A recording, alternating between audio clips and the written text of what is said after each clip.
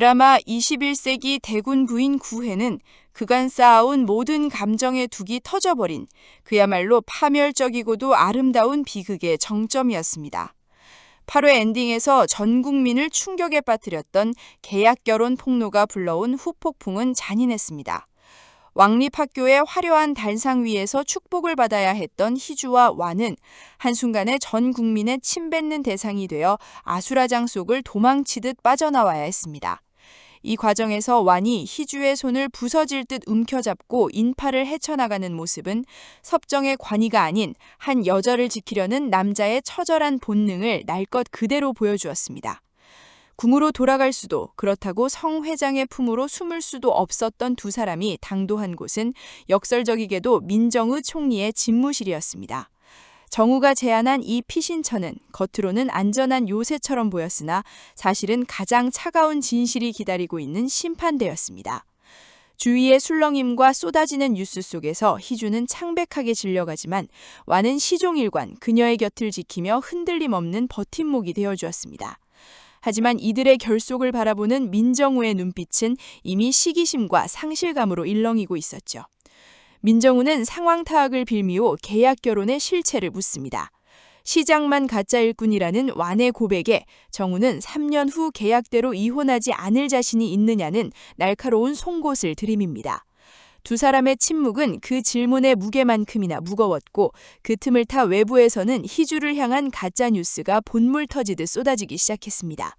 중화전 화재 사건 연루 의혹부터 캐슬그룹과 왕위를 거래했다는 수양대군 프레임까지 대비가 설계한 사회적 살인은 희주를 사기꾼을 넘어 국가적 범죄자로 몰아넣었습니다. 이 지옥 같은 상황에서도 완의 진심은 빛을 발했습니다. 명예밖에 없던 당신에게서 명예가 사라지는 게 무섭지 않냐는 희주의 떨리는 질문에 완은 주저없이 답합니다. 그 명예보다 너를 잃는 게 더 무섭다. 이 한마디는 섭정왕이라는 화려한 껍데기를 스스로 벗어던진 이완이라는 인간의 가장 순수한 선언이었습니다. 하지만 감동도 잠시, 대비의 긴급 종친부 소집과 함께 두 사람은 편전에서 쫓겨나는 수모를 겪습니다. 가렌 아래 음독듯차 희주의 자작극이라는 비난이 쏟아지는 가운데 완과 희주는 세상에서 가장 외로운 섬에 갇히게 된 셈입니다. 그러나 9회 상반부의 진짜 소름돋는 반전은 민정우의 실체였습니다. 음독 사건의 진범이 부원군임을 밝혀내고 대비를 추궁하는 정의로운 총리의 모습 이면에 사실 계약서를 세상에 유출한 장본인이 민정우 본인이었다는 사실은 시청자들을 경악해 했습니다. 대비의 가스라이팅과 자신의 뒤틀린 소유욕이 결합해 탄생한 이 배실은 가장 믿었던 친구가 가장 날카로운 비수가 되어 돌아왔음을 의미합니다. 희주를 안고 같이 추락하지 말라며 완에게 물러나라고 종용하는 정우의 독설은 사랑이라는 이름으로 저지르는 가장 비겁한 폭력이었습니다. 이처럼 9회의 전반전은 명예와 진실 그리고 믿음이 모두 무너져 내리는 과정이었습니다. 완은 섭정왕으로서의 권위를 잃었고 희주는 국민적 비난의 화살바지가 되었으며 민정우는 인간으로서의 도리를 저버렸습니다. 모든 것이 파괴된 이 잿더미 위에서 이제 완과 희주가 서로를 지키기 위해 어떤 선택을 내릴지 그 처절한 사투의 서막이 올랐습니다. 9회의 허리는 단순히 사건의 나열을 넘어 켜켜이 쌓여온 비물의 껍질이 하나씩 벗겨지며 캐릭터들의 영혼이 완전히 벌거벗겨지는 지점이었습니다.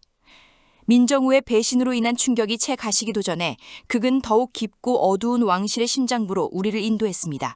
바로 선왕시의 사건이라는 거대한 판도라의 상자가 열리기 시작한 것입니다. 부원군과 대비의 대립, 그리고 그 사이에서 질식할 듯한 공포를 느끼는 어린 왕 이윤의 모습은 보는 이들의 숨을 막히게 했습니다. 부원군은 겁에 질린 이윤을 구석으로 몰아넣으며 화재 사건의 책임을 완에게 돌리라고 강요합니다. 하지만 그 순간 나타난 완의 분노는 그 어느 때보다 뜨겁고 형용했습니다. 부원군의 멱살을 움켜쥐고 내가 네가 한 짓을 모를 줄 알았더냐 라고 포효하는 완의 모습은 그가 단순히 당하고만 있던 유약한 지도자가 아니었음을 만천하에 공표하는 순간이었습니다. 여기서 드라마는 시청자들이 그토록 기다려온 8년 전 그날 밤 중화전 화재 사건의 진실을 조심스럽게 꺼내 보입니다. 선왕이 아들이 아닌 동생 완에게 왕위를 넘기려 했던 선의교지의 존재, 그리고 이를 알고 절망했던 윤희랑의 비명, 그 아수라장 속에서 방문 하나를 사이에 두고 벌벌 떨고 있던 어린 이윤과 그 아이를 발간하고 품에 안아주던 완의 모습은 가슴 아픈 대비를 이루었습니다. 특히 이윤이 부원군의 협박에도 불구하고 숙부님은 절대 그럴 뿐이 아니다 라고 단호하게 외치는 장면은 그날의 진실을 목격한 유일한 생존자로서의 본능적인 확신이었습니다. 하지만 여기서 소름 돋는 의혹이 피어오릅니다. 부원군이 화제를 완의 짓으로 몰아가려 하자 이유는 공포를 넘어선 어떤 자책의 뉘앙스를 풍기며 울부짖습니다. 어쩌면 그날의 불길은 누군가의 암살 시도가 아니라 부모의 싸움에 충격을 받은 어린 이윤의 사소한 실수가 불러온 비극이었을지도 모른다는 사실입니다. 완은 그 진실이 밝혀질 경우 이윤이 짊어져야 할 친부 살해라는 낙인을 막기 위해 지난 8년간 스스로 살인자의 의혹을 뒤집어쓰고 섭정이라는 가시관을 써왔던 것이죠. 완의 명예가 그토록 위태로웠던 이유는 그것이 타인을 지키기 위해 쌓아올린 희생의 성벽이었기 때문입니다. 이런 완의 숭고한 이면을 비로소 깨닫게 된 희주의 선택은 더욱 처절해졌습니다. 그녀는 아버지 성 회장을 찾아가 무릎을 꿇고 오열합니다. 평생을 당당하게 혹은 비즈니스적으로만 아버지를 대했던 희주가 나를 도와달라는 게 아니라 제발 그 사람을 도와달라고 1초의 망설임도 없이 답하는 장면은 희주의 사랑이 완성되는 지점이었습니다. 성 회장 역시 딸의 진심 어린 통곡 앞에서 처음으로 자본가가 아닌 아버지로서의 눈빛을 보이며 이 전쟁에 참전할 결심을 굳힙니다. 비장한 각오로 돌아온 희주가 완의 품에 안겨 내뱉은 말은 예상치 못한 반전이었습니다. 자가, 우리 이혼해요. 이는 완을 향한 변심이 아니라 그를 지키기 위한 희주만의 방식이었습니다. 자신이 곁에 있으면 완은 영원히 국민을 기만한 섭정왕으로 남겠지만 자신이 가짜임을 시인하고 물러난다면 완은 피해자가 되어 명예를 회복할 수 있기 때문입니다. 가장 사랑하는 사람을 위해 그의 곁을 떠나겠다는 희주의 이 역설적인 제안은 구애의 중반부를 지배하는 가장 슬프고도 강렬한 파동이었습니다. 사랑을 위해 명예를 버린 남자와 명예를 위해 사랑을 포기하려는 여자의 처절한 수싸움은 이제 9회의 막바지 그리고 10회의 폭풍을 향해 달려가고 있었습니다. 9회의 막바지는 모든 인물이 각자의 벼랑 끝에서 최후의 선택을 내리는 긴박한 순간들로 채워졌습니다. 희주의 이혼해요라는 고백은 단순히 두 사람의 관계를 끊겠다는 선언이 아니었습니다. 그것은 이완이라는 남자가 평생을 바쳐 지켜온 왕실의 정통성과 섭정으로서의 명분을 되돌려주기 위해 희주 스스로가 모든 오물을 뒤집어쓰고 역사의 뒤안길로 사라지겠다는 가장 처절한 사랑의 형태였습니다. 하지만 9회 하반부의 진짜 백미는 희주의 이 제안을 들은 이완의 반응, 그리고 그 뒤에 숨겨진 거대한 반격의 서막이었습니다. 완은 희주의 이혼 요구를 듣고 눈물을 흘리는 대신 오히려 그녀를 더 강하게 끌어안으며 거부합니다. 완에게 이제 명예란 희주가 없는 세상에서는 아무런 가치가 없는 껍데기에 불과했기 때문입니다. 완은 희주에게 네가 없는 명예는 나에게 저주와 같다며 이혼이 아닌 정면 돌파를 선택할 것임을 시사합니다. 이와 동시에 9회는 화재 사건의 진실을 둘러싼 마지막 퍼즐 조각을 던졌습니다.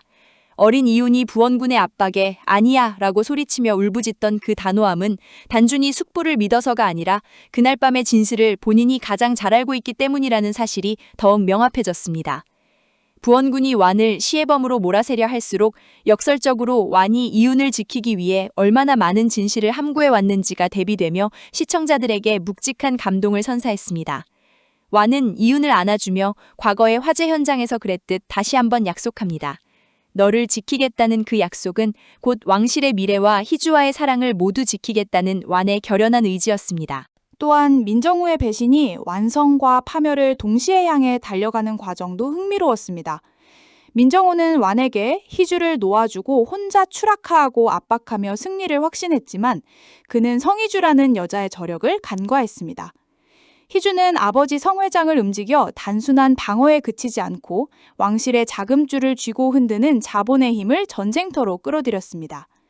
9회 엔딩에서 처가에 들렀다 돌아온 희주의 비장한 표정은 그녀가 단순히 울며 매달리러 간 것이 아니라 대비와 부원군 그리고 민정우를 단숨에 쓸어버릴 경제적 단두대를 준비했음을 암시했습니다. 결국 10회에 대한 예측은 명예를 버린 자들의 화려한 반격으로 모아집니다.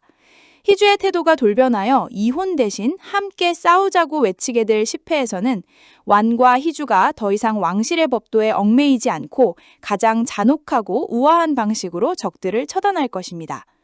민정우가 터뜨린 계약서라는 폭탄은 오히려 완과 희주를 계약 부부에서 운명 공동체로 진화시켰고 이는 대비가 세운 거짓의 성벽을 무너뜨리는 가장 강력한 공성퇴가 될 것입니다. 9회는 이혼해요라는 슬픈 마침표로 끝난 듯 보였지만 사실 그것은 10회에서 펼쳐질 우리는 죽어도 같이 죽고 살아도 같이 산다는 거대한 반격의 서막을 알리는 쉼표였습니다. 천왕시의 진실, 민정우의 배신, 그리고 성 회장의 자본이 뒤엉킨 이 거대한 전쟁의 끝에서 명예보다 무서운 사랑을 선택한 두 사람이 어떤 왕국을 세울지 전 국민의 시선이 10회 본방으로 향하고 있습니다. 9회는 그렇게 비극의 끝에서 가장 뜨거운 희망의 불씨를 남기며 막을 내렸습니다.